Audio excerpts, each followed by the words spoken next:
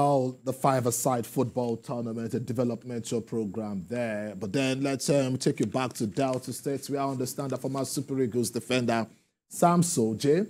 He played at the Altons, home ground of West Bromwich Albion, played for Leeds United, Elland Road, and I recall the rivalry between Leeds United, Manchester United. It was indeed always glorious in terms of football. Sam Sodje, I love to call him Super Sam.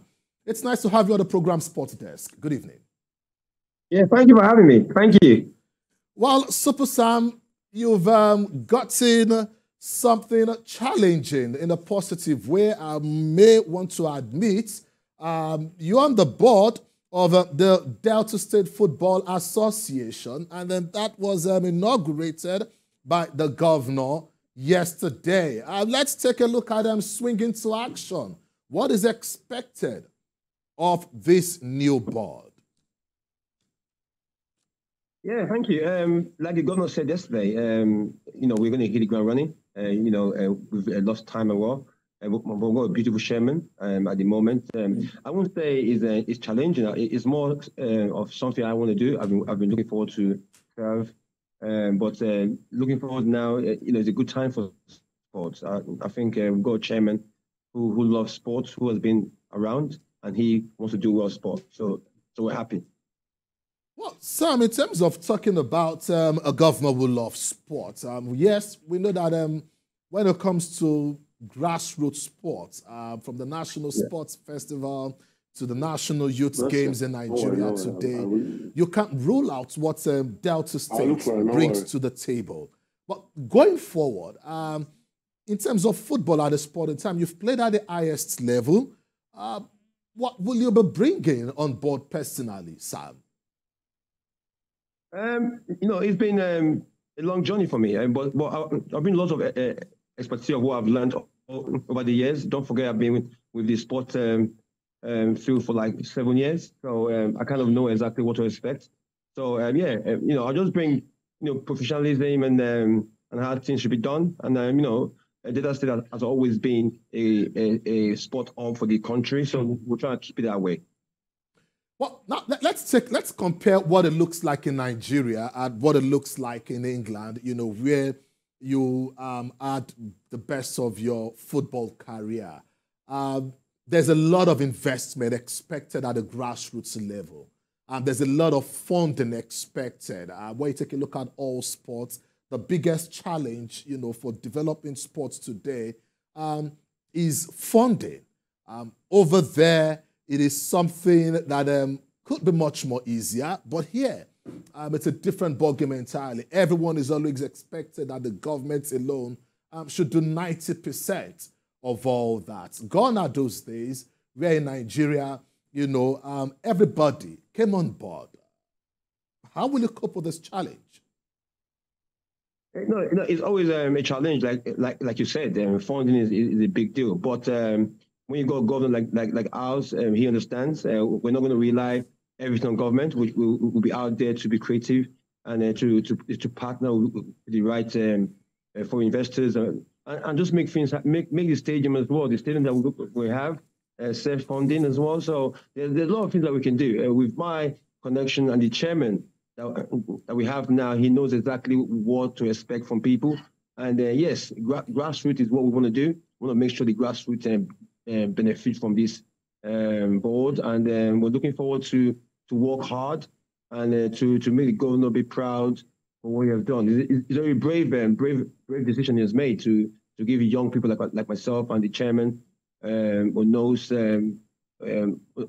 that to do such a huge task. So we're looking forward to working hard.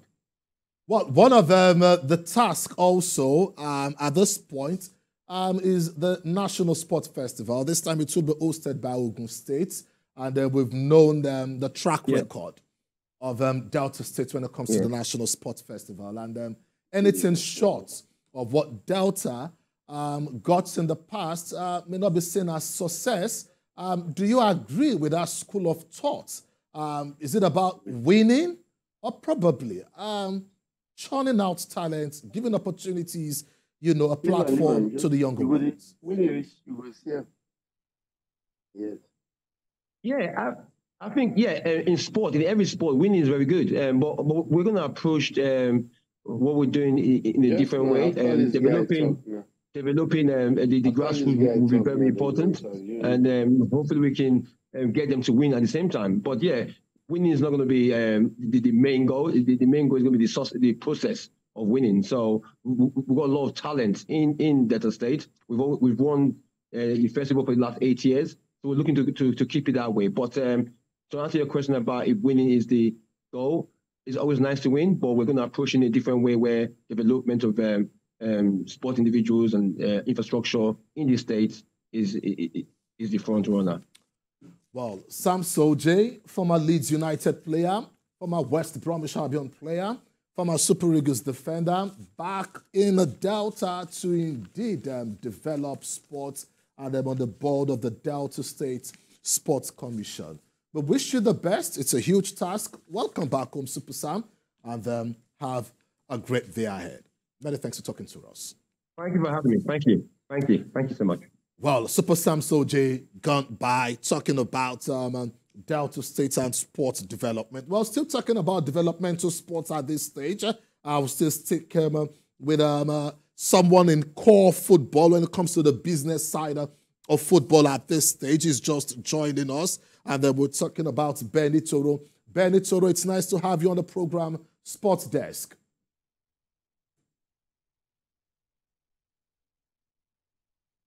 Well, we will indeed establish contacts with Ben Itoro. Ben, you're talking, but we can't hear you. Kindly unmute yourself and we will get going. Well, Ben, if you can hear me now, we just spoke with Sam Sodje. I hear you clearly. We just spoke with Sam Sodje. Sam Sodje is back in the country. A former Super Eagles defender, now on the board of Delta State Sports Commission, and he's trying to bring his wealth of experience back to the country. Your take on that? Yes, I had this when you were discussing with him, and I think I would love this development by His Excellency Governor Sheriff of Delta State, who has really hit into the core of taking round peg and round holes by appointing people like Sam Sodje, former Nigerian international with a wealth of experience in football, who played in the Premier League and the national team, and bringing them home to harness sports development. I think it's a very laudable development. Well, Ben Itoro is a FIFA intermediary and is more on the business side, of football. Ben, let's take a look at the business side. It's getting really close.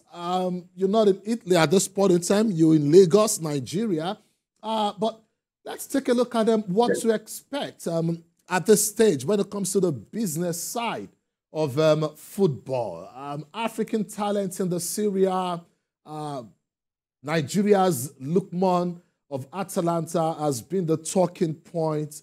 And we also see the likes of Mohamed Salah of Egypt, still doing very well for Liverpool. But Salah is not somehow happy with the fact that Liverpool are yet to indeed offer him a contract. How does this affect footballers' display on the pitch?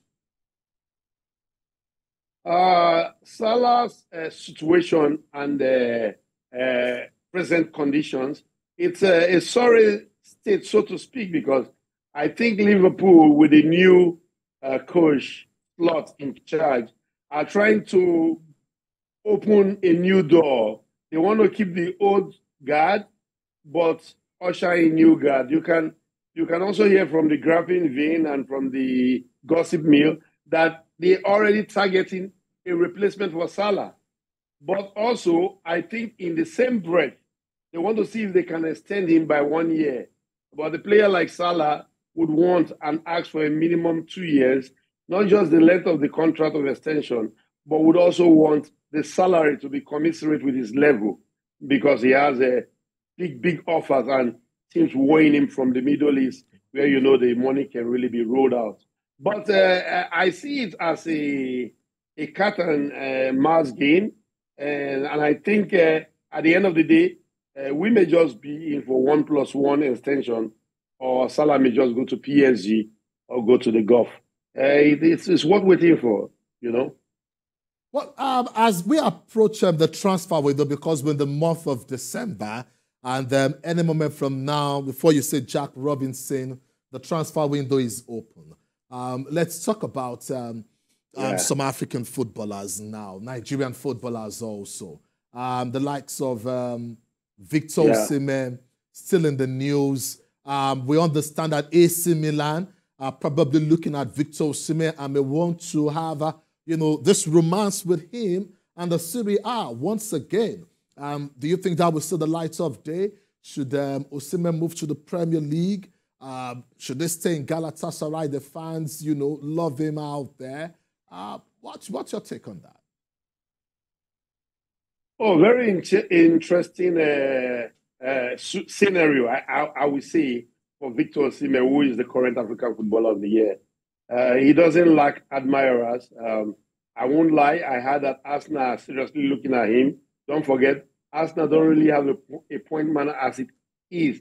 The only point man they have has not scored in the league this season. That's Gabriel Jesus. But, the rumor mill is filled. But if you look at Osimhen coming to AC Milan, I think it with a bit of pinch of salt, because AC Milan doesn't have the kind of salary that Osimhen will want to come for. And how will it be arranged when Napoli see AC Milan as a rival, a direct rival? Will Napoli want to come down from that 75 million to 90 million that they are requesting? It looks more like Premier League to me, or he may just continue in Galatasaray. Don't forget, in the Galatasaray contract, it was inserted that he could leave for the right offer to the Premier League or a bigger offer in January.